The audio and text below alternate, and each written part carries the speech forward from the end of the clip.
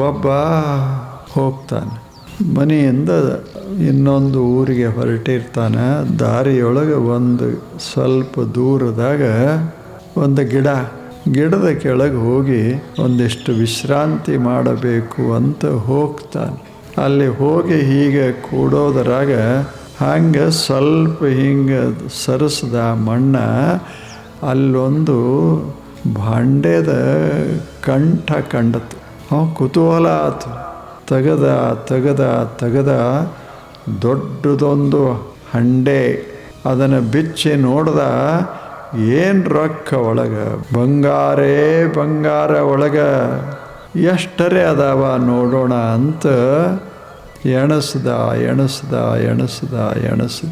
ಬರೋಬ್ಬರಿ 10,000 ನಾಣ್ಯಗಳು ಬಂಗಾರದ್ದು ಒಂದು ಕಡಿಮೆತ್ತು.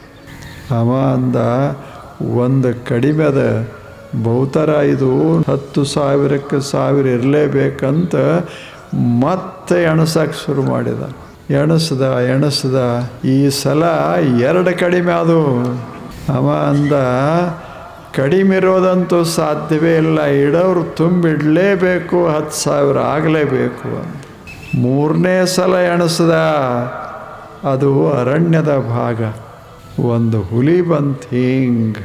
ಇವ 10,000 ಮಾಡಿದ ಬಳಕೆ ಅದನ್ನು ಒಯ್ಯಾವ ಮನೆಗೆ. ಅದು ಹುಲಿ ಅಂತದ, ಎಣಸು, ಈ ಸಲ ಎಣಸು. ಈಗ 2 ಅಲ್ಲ 3 ಕಡಿಮೆ ಅಕ್ಕವ. ಜೀವನ ಅಂದ್ರೆ ಇದೆ. ಆಶಾ ಹೆಚ್ಚಾದಂಗೆ ಇರೋದೇ ಕಡಿಮೆ ಆಕ್ಕೋತ ಬರ್ತದ. ಆ ಬಳಿಕ ಹುಲಿ ಹಿಂಗೆ ಗರ್ಜಿಸ್ತದ.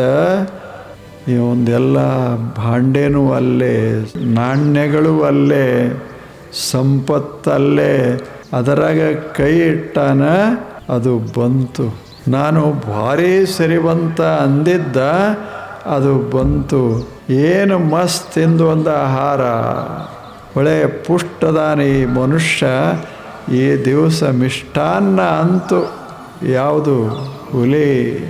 ಇವ ಭಾರಿ ಸಂಪತ್ತ ಅಂತ ಇವನ ತಲೆಯಾಗ, ಅದು ಮಿಷ್ಟಾನ್ನ ಅಂತ ಅದರ ತಲೆಯಾಗ. ಇದು ಜೀವನ ಇದೆ.